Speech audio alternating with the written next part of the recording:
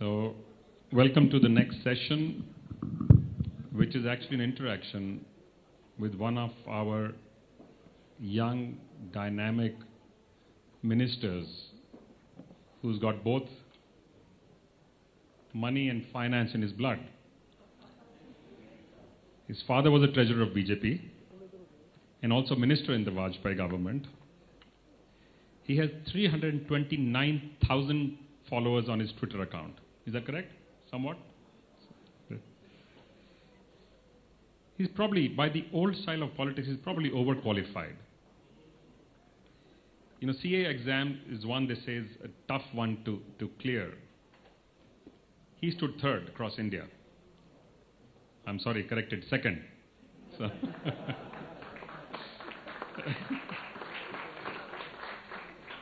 leadership programs at Yale, Oxford, Princeton, in the middle of doing one in Harvard. When do you stop, Piyush?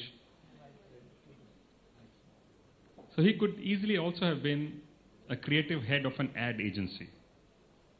He oversaw the BJP's publicity and advertising and social media for 2014 campaign. He's also been involved on the social side in the Jaipur Food Project. Just a minute on the campaign. We saw something India has never actually seen before this. The election campaign to the Lok Sabha this time in India was run almost like an American presidential campaign. An amazing amount of interaction, communication, and interface with people across all sections of society and across all geographies of India. It is something that India has never seen in this manner, and probably is the way to go in the future. You were also the minister in waiting for the US President Barack Obama when he was here, when he came for the Republic Day event. Would you like to share with us any interesting experience you had with him while he was here?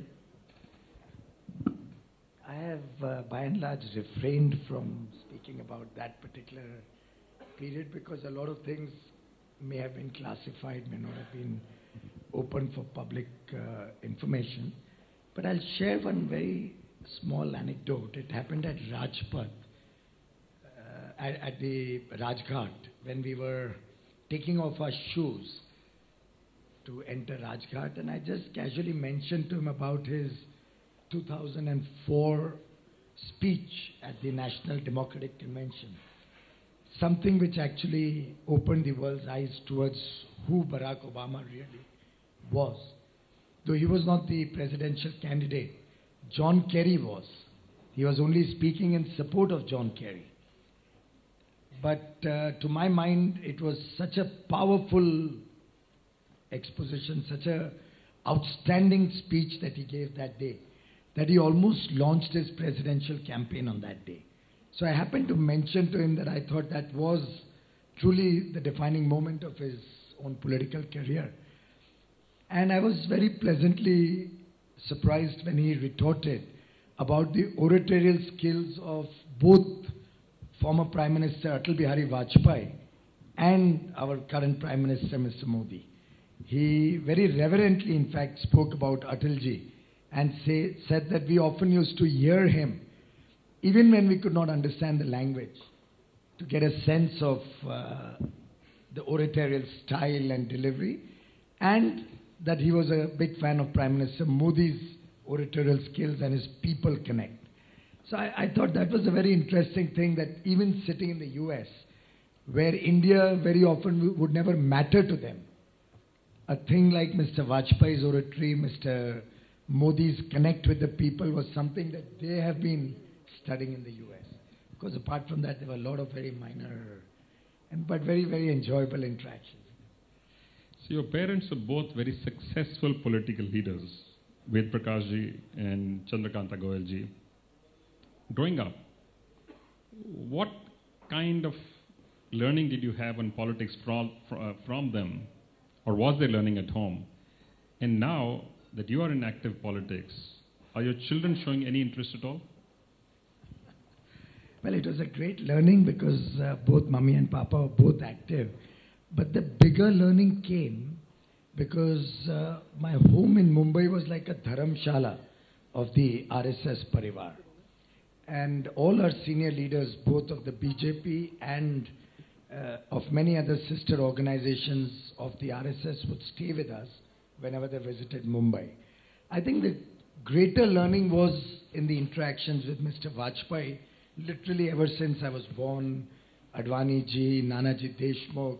Before that, I'm told Deendayal ji and I used to also chat, but I was very young at that time.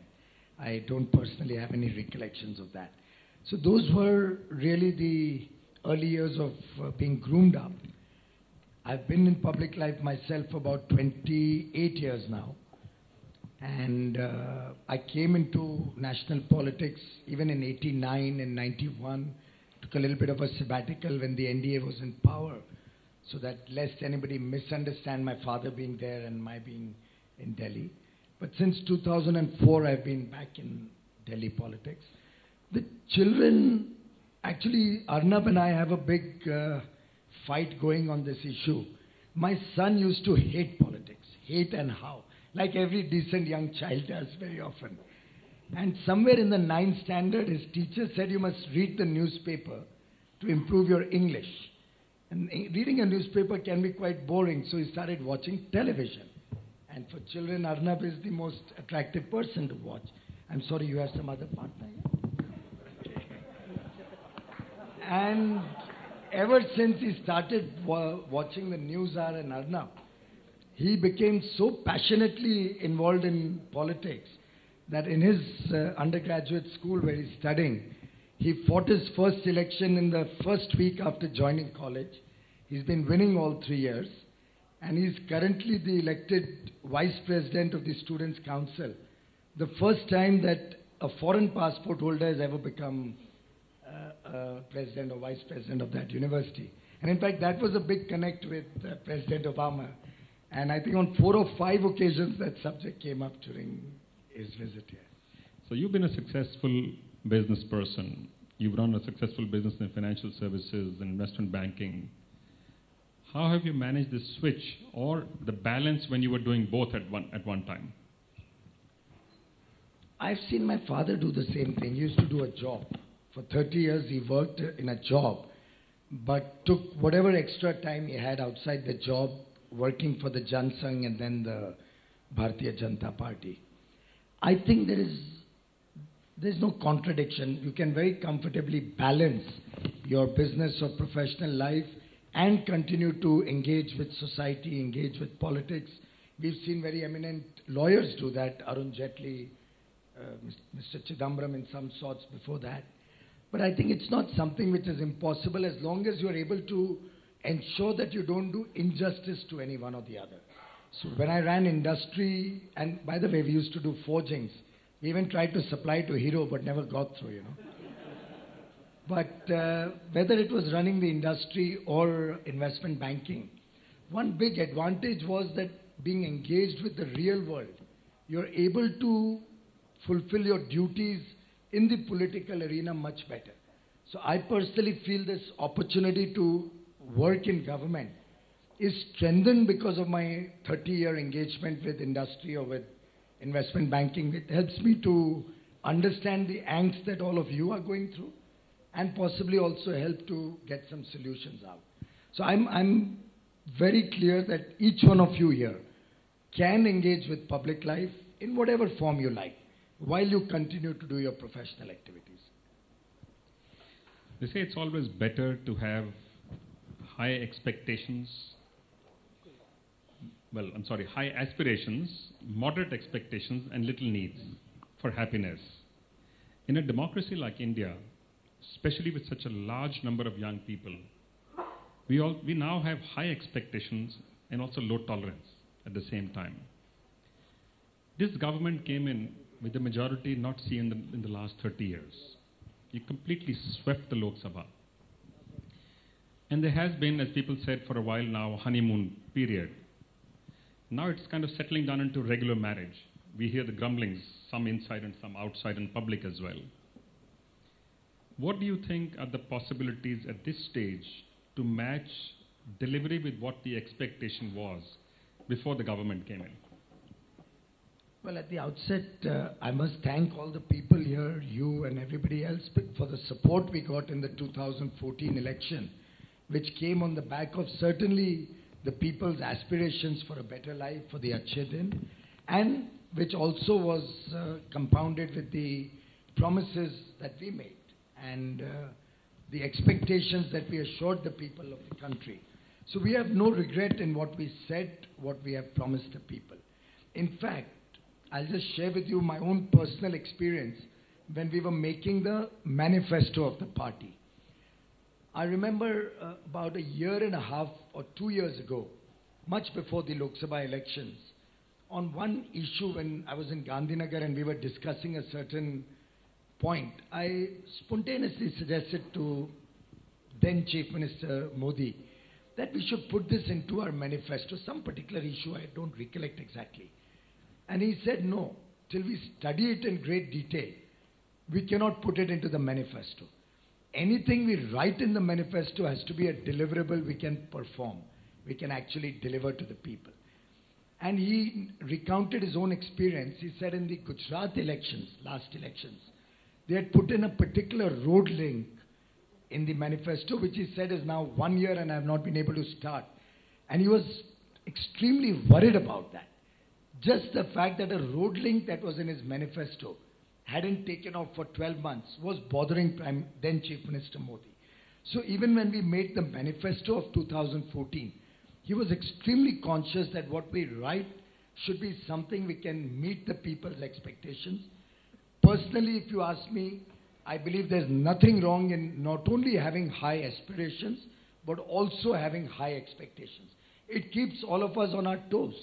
I mean, unless people have high expectations from the government, and even if they have a low tolerance level, that's fine. That's for me to then communicate to the people and try to perform or excel in my performance. So I, for one, even when I'm dealing with my colleagues in the ministry, I'm always telling them to benchmark with the best in the world. So I'm not allowing them to benchmark, let's say, NTPC, to benchmark with a comparable power plant in the vicinity. I've told them, look at which is the best in the country. Then look at which is the best in the world. Can we make NTPC the world's most valuable power company? That's the kind of benchmarking we are setting when it comes to coal sector. I'm actually going to ask you about that little bit. But one more thing. In terms of honeymoon, frankly, from the first day in office, we have not looked at any comfort zone as a honeymoon period. For us, it's been literally on our feet from the day one. I personally got literally baptized by fire when the storm hit New Delhi and you had huge crisis in Delhi of sorts. And in every one of the challenges, whether it was the coal block cancellation, 204 blocks, you remember the newspaper article saying that the country is going to get into complete darkness, or whether it was the period where the monsoons were expected to get delayed or deficient, leading to a significant amount of hydel power coming down, which I thought would have caused a lot of problem in the summer months of last year. Each one of these has been challenges which we faced head on.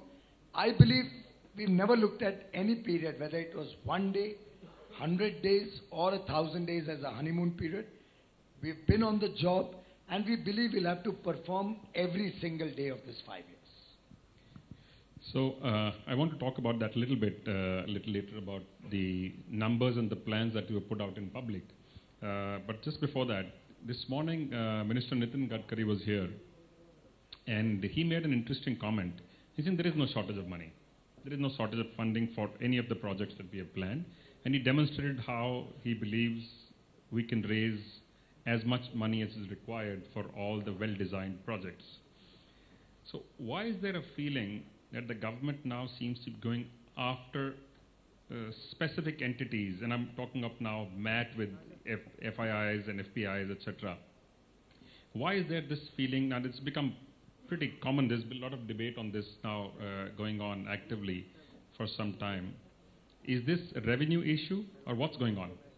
It's nothing to do with revenue, it's the law of the land issue. After all, one of these companies went to the advanced ruling authority for a ruling on this particular subject. They got a ruling.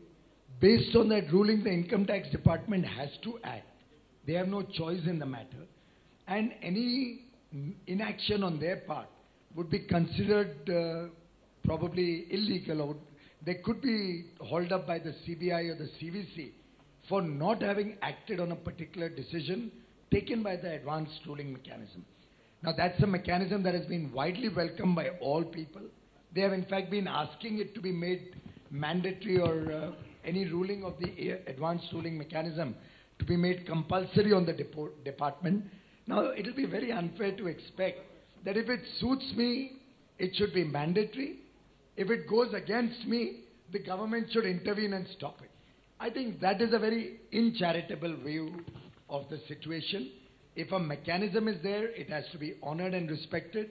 Of course, there is a process by which one can appeal against that ruling.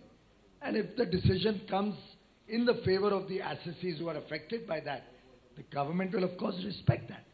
You saw what we did in those particular 2 or 3 cases, where on the face of it, patently, it looked like unfair to pursue further litigation. After 3 or 4 levels the assessees had won. Even there, we had to go to the cabinet, because stopping it at the executive level was prone, or was with a risk of having been, alleged to have been a favor to somebody. So in this particular case also, there is absolutely no revenue issue. There is absolutely no malice issue. It was the players themselves who sought a ruling, got a ruling, and government is only acting on that. So how does the government plan to turn all of these noble plans into real action when what appears to be hurdles are coming around almost every other day? And you can give us some example from your own department. You announced a super ambitious plan for capacity creation in terms of energy for India from all sources, both the conventional and the non-conventional ones. Do you see that actually happening in the time frame? Because you've also given a very tight frame. And at an earlier occasion when I asked you, you said, I know there is media here, so you can hold me to this whenever the time comes around.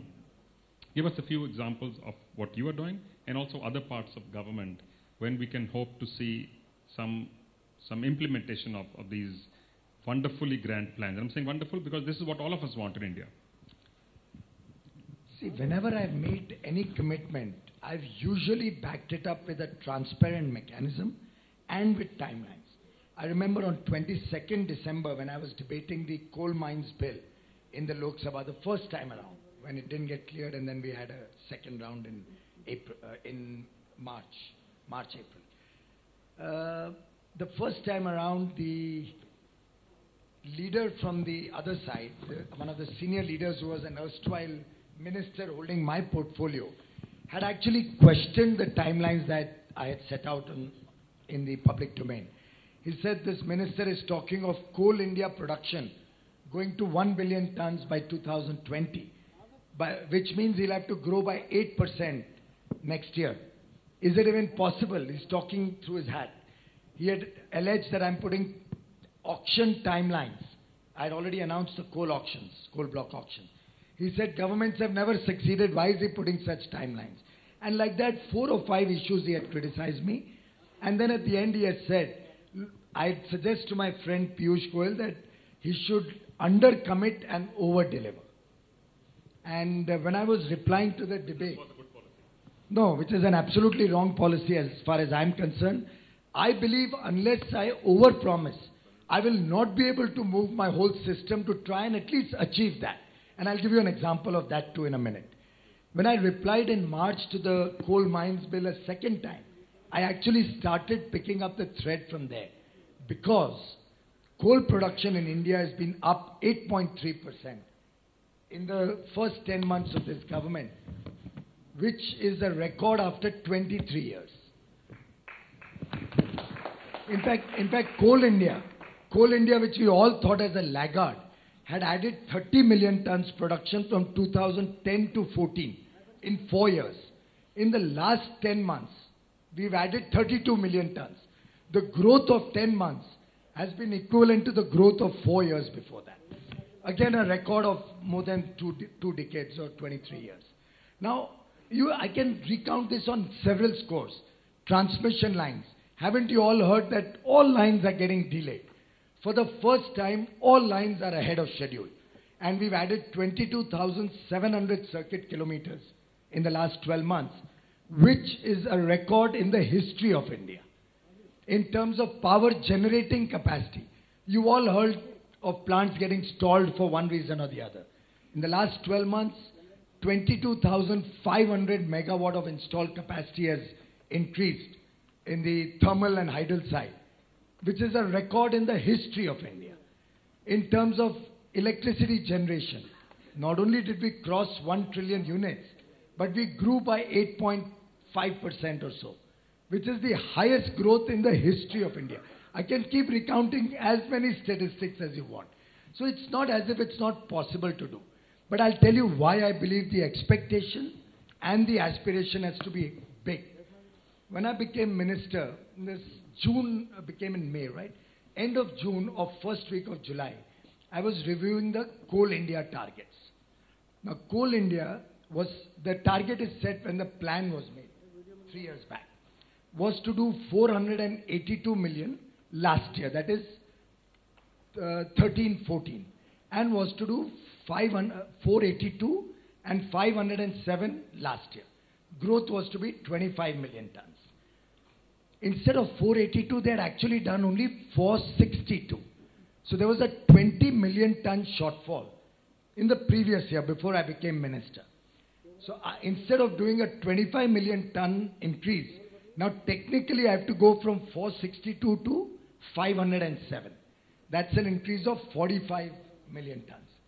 Now the department officials came and said we should reset the target. Obviously from a growth of 1.5%, they said we can't grow 11.5%. So let's reset the target. I refused. I said no, the target will remain 507. Let's push towards that. Let's see what we can do. And mind you, in July I told them that if we don't achieve this target, the headlines are not going to be that you have grown better than expected. The headlines will be you've missed the target by 3%. I don't know whether it was ominous or what. I just, off the top of my head, I used the figure 3%. The actual fact is, instead of growing by 25 million tons, production of Coal India increased 32 million. And all of it in 10 months instead of 12, because first 2 months were flat. So we grew much more than we were expected to grow. But I didn't get a single headline saying that.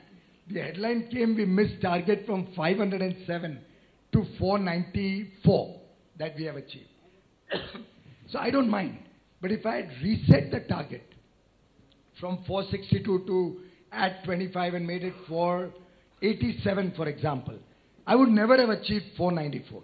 I could then have achieved 480 or 481, 82. So I'm happy to have aggressive targets. Even now, next year I have not reset it. I continue the target set 3 years ago, which is 550 million tons. Now I'm very confident I'll do 550. I'm now pushing them to do better than that. So in my view, it's possible, the same officers, same infrastructure. What you need is leadership. What you need is to empower them, encourage them. Sometimes a carrot and stick, which you must be doing in Hero all the time. In my view, it's very, very possible to meet the aspirations of the people. We need to push ourselves first, have confidence in ourselves, and then take the team along. So you're going to see us meet all these aggressive targets. If I tell Rahul I'm going to do 100,000 megawatt of solar by 2022, my internal target is not 2022. It's 1920. 2019-20, I want to do 100,000. So for me, each one of the targets that I even give out in the public, my internal target has to be more aggressive than that. So you believe power for all in India is possible, including while the subsidized power is going on? And also we have to realize that power consumption will go up when power is available. At this moment, it is highly subdued. Because of the availability, people end up consuming less. I think the bigger challenge is to keep the costs low. Sadly, over the years, there's been very little focus on how it's going to remain affordable. For example, we've consistently heard this big demand that states are not increasing their power tariff. In my view, it's a very myopic view of the whole problem. You can't pass on your inefficiency to the consumer. So if you run your whole system inefficiently, tomorrow you can't go and tell the consumer, look, I cheated in my company, there was corruption, or I was inefficient in my purchase of spare parts or steel or forgings. Therefore, my motorcycle is 3,000 rupees costlier than the competition without any additional features. But look, I need to make a 10% profit, so please increase my price or pay me 3,000 rupees more. Do you think anybody is going to buy a motorcycle like that? So the people of India can't be told to pay for the inefficiency of your system where you don't even plan your coal linkages sensibly. So if a plant is here and there's a power plant here, you choose to give this coal over there and get that mine to give coal over here. These are the kind of silly things that I have inherited, that I'm understanding, learning, unclogging. My view, we need to bring efficiency into the system. We need to bring down the T&D losses, power theft. First, provide power 24/7, bring down your inefficiencies, then the people are willing to pay for good power. In my view, my focus currently being on efficiency, energy efficiency, rationalization of linkages, getting the PLF of stalled projects up. So can all plants work at 90% plus? If that happens, automatically fixed cost comes down. All of you are from business, you understand that. If fixed costs come down, the power tariff can be kept lower. Only yesterday I've taken a policy decision. Let a company exchange coal within all its plants to run more efficiently. So why should NTPC transport 2,000 kilometers to run a power plant? Sometimes they may cut down the production so far away, increase the PLF of a plant which is nearer the pithead, and transmit cheaper power wherever the transmission line is available. So we are looking at innovative ways so that we keep the power cost low. I think the demand has been subdued. I have surplus power as we speak. I don't have buyers for power today. But I'm quite confident, given the impetus to the economy and the growth of 10-12% that I'm envisaging in this economy, I'm confident power production and sale will increase. So the last question, back to government again. Now there are two things about this government which are now often being reported, at least in the media. One is that decision making has got completely centralized in this government, and the ability to take decisions outside of the center is actually somewhat limited. And the second is about the government's own, in a sense, the fringes of the government. Reports of religious conversions, reconversions, what people should eat, should not eat. Now, these things to some people seem like diversions from a much larger goal. And what people are saying is, if the government believes this is not the intervention government should be doing, then government needs to make a more active noise about saying this is not okay.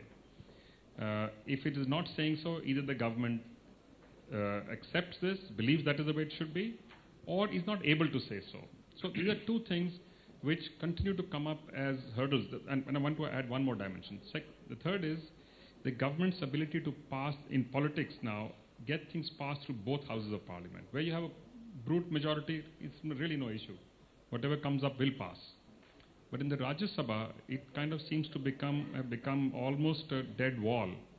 What is the method that the government has now planned, decided, or thought of in ensuring smooth passage of bills and acts which are supposedly good for the nation? Well, very interesting dimensions you have covered. The first thing about the centralization of power. In fact, on the contrary, we feel far more empowered to do than any perception that you may have outside. None of us is under any sort of, let's say, pressure or compulsion to take instructions or take directions. So when we, for example, I had a challenge as big as the coal mines, the deallocation of 204 coal mines. Now the only person whom I exchanged views with after that was Mr. Mukul Rohatgi, the Honorable Learned Attorney General, and Honorable Finance Minister Arun Jaitley, from the perception of the legal aspect. But I never had to go to the Prime Minister's office to ask what I have to do.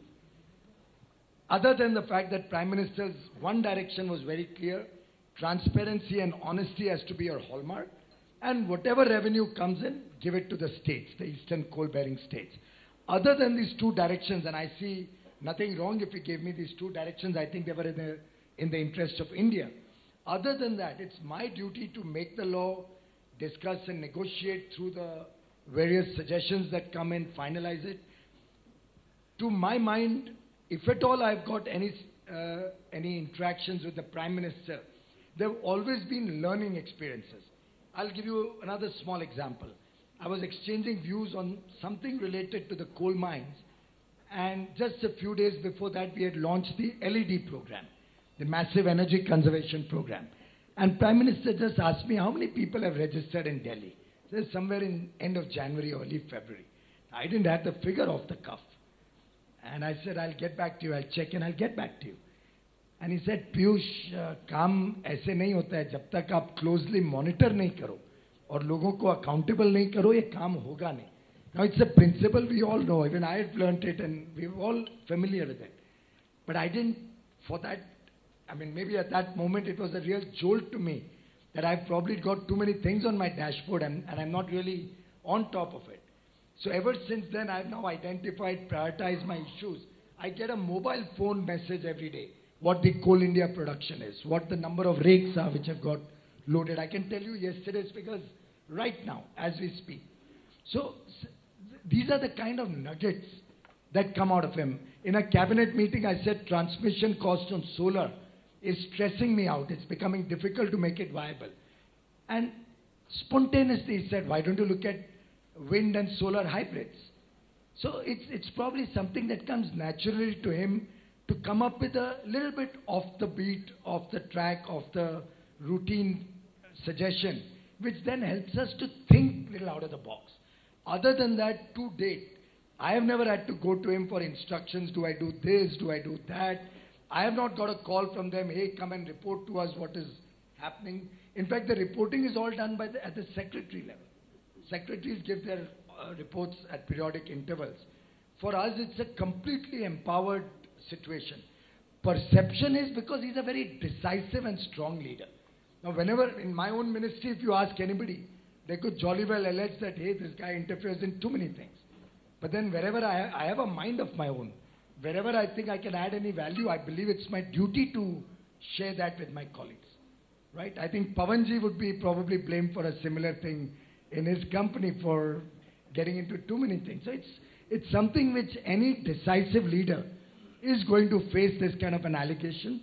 I can assure all of you that there is absolutely no centralization. Each one is empowered, but we know that we have a support system at the top should we need any guidance or support. Second question was about the fringe elements. In a country of 1,200,000,000 people, there's certainly going to be all schools of thought. It's not as if a particular organization has not been working in tribal areas before. It's not as if there are allegations all sides of the spectrum that forcible religious conversions have been happening. And it's not as if anybody was able to allege, even in the extant case which you are obtusely referring to, that anybody was forcibly being made to convert. So on different issues, if different people have views which are not necessarily what the national mainstream is looking at, you can't literally castigate a whole organization for the views of one or two people. Now, you remember that Pramod Muthalik of some Sena in Bangalore. We had the government those days, and everybody used to blame us, BJP not doing anything. We've had a Congress government in Karnataka for 3 years now.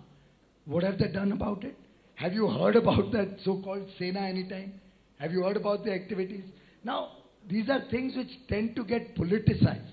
When you have lack of any, nobody has been able to allege any corruption, any scam, nothing on Mr. Modi's government in the last 11 months. So when they are not able to get any masala, and very few people are looking for the positive news. I mean, now we finally heard of a newspaper saying that one day in a week we'll give positive news to the people. But I would dare any channel to give positive news for 24 hours in a day. I don't know if anybody is willing to take that forward. So they're then looking at these few very, very sporadic instances around the place. And you talked about decisive rebuttal. What more can be decisive than the Prime Minister on the floor of both houses of Parliament completely disassociating and disapproving that? It's not as if government has supported any of these elements or any of their activities. So I think it's being blown out of proportion. It has not affected our governance in any way.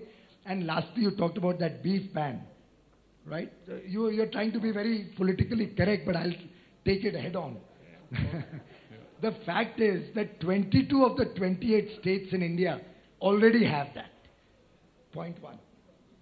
And I come from Maharashtra, which is the recent case. Point two. There is a beef ban already there, which has come in when the Congress was in government there, by the way. All that they have done is extended it to a certain set of animals. I think is it buffaloes or milk-producing buffaloes or something of that. So bovines which are milk-producing. Because in the garb of slaughter and slaughterhouses, healthy animals were being slaughtered by misusing that exemption in the law. And they've only sought to correct that anomaly in the law. It's not as if people have been stopped from eating beef. So a lot of perceptions have been created which are inaccurate. My own daughter, incidentally, raised this issue with me soon after that law came in. Midnight, I think, from London. And I actually got my office to study the whole thing and send me a note. I'm happy to share it with you. It's on my mobile phone. I'll share it with you, read it, and then argue with me on that. And the third question about the Rajya Sabha. Well, I think you should in fact be complimenting the fact that out of 6 ordinances, 5 have already been cleared. And they had opposed all 6 of them, by the way. The coal mines, they had opposed, hadn't they? They got cleared last time. The mines and minerals, they had opposed. It got cleared last time. E-rickshaw, there were these murmurs coming up. It got cleared last time. So we have our art of managing the system. 5 out of 6 got cleared in the last session itself, and trust this government and its ability to pursue its pro-growth, pro-development, pro-farmer and pro-people agenda. We will achieve results. Rest assured, lack of law will never come in the way of our meeting the people's expectations. Thank you. We'll take 2 quick questions and you can answer them together and we'll end up on that count. Here, one from the students at the back. Can we get a mic there, please?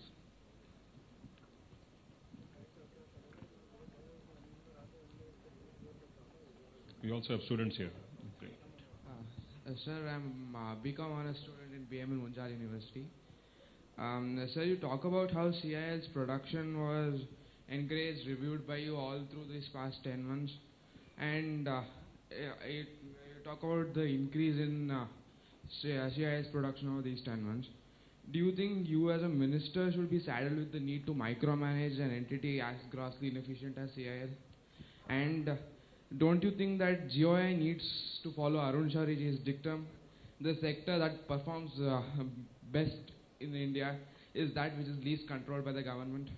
And why not break up CIL into its 6 subsidiaries so that they are better run and they can be privatized? All right, thank you. We'll just take the next one. And please keep it short and just a question.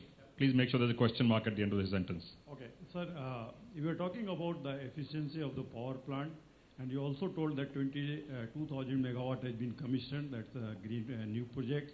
So there are about 50% of that capacity, maybe around 12,000 megawatt, which are running at a very, very low efficiency. If you see, most of the power plants are in the state sector, but UL, DVC and NTPC, they are also running some of the inefficient plants.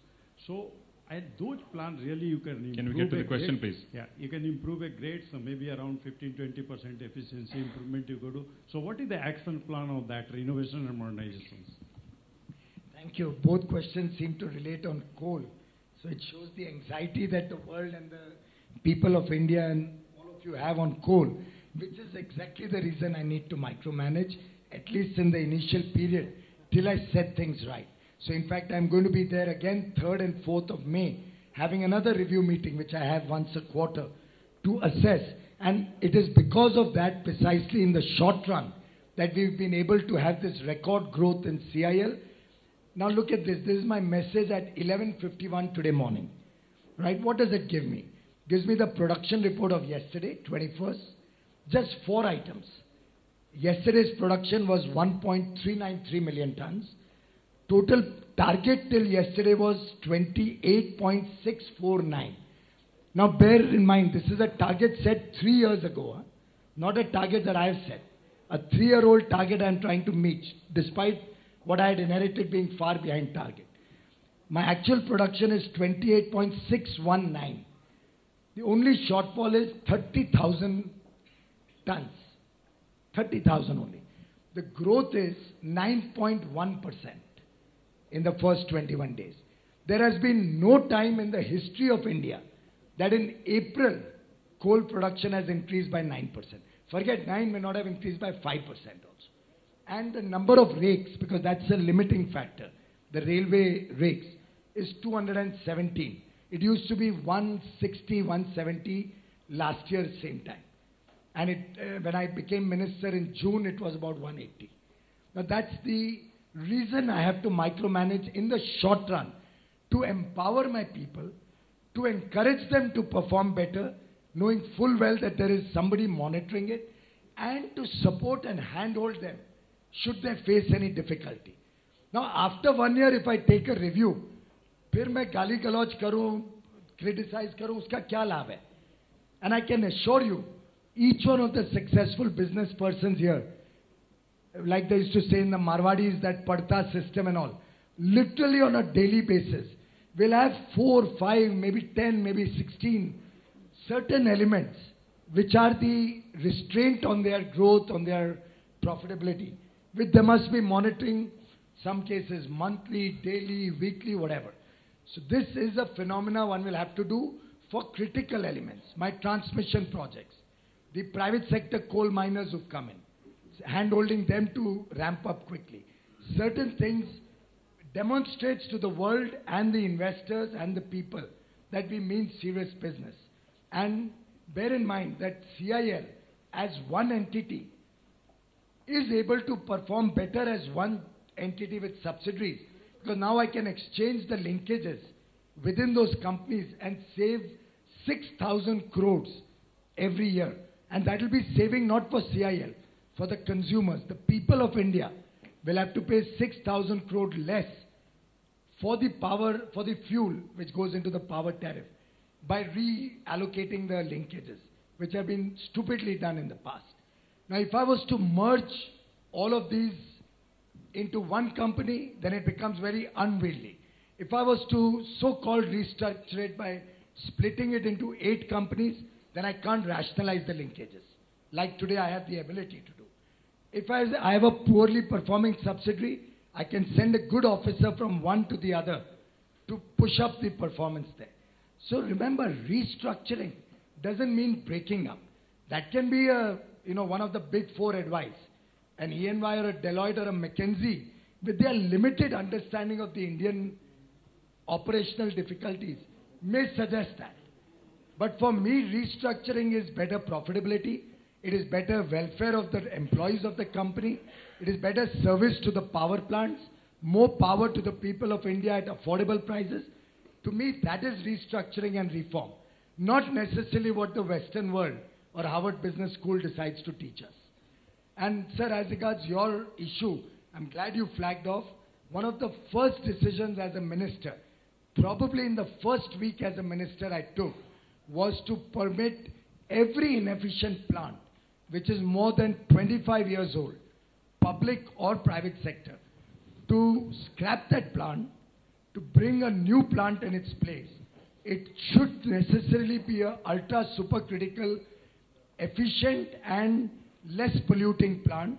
So even if you dismantle, say, 400 megawatt plant, I'll allow you to set up a 660 megawatt supercritical technology new plant, give you additional coal linkage for it. All clearances are automatic. That was one of the first policies I took after becoming minister, to phase out all the old plants and bring in better technology, less polluting, efficient plants. Thank you. And with the kind of plans that you have and with the kind of mind that you have to implement these and the kind of energy you're showing yourselves, more power to you. Piyush Goyal, thank you very much. Thank you for being here with us. Refreshing, candid conversation between two visionaries in their own right. Ladies and gentlemen, and I request Mr. Munjal to please present a memento to Honorable Minister of State, Independent Charge, Power, Coal and Renewable Energy, Mr. Piyush Goyal.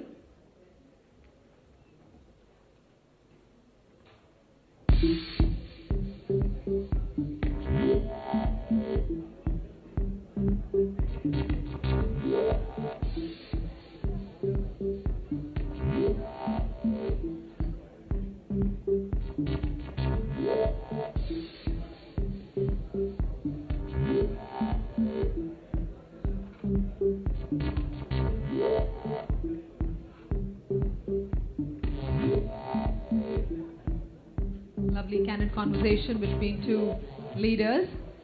And now, of course, members of the audience, we break for tea and coffee. A quick 10 minutes. If possible, you could just grab your cups of tea and coffee and bring them to your table because we are running slightly behind schedule. So if you would help us make time, just grab your cups of tea and coffee and come back into the hall. Thank you.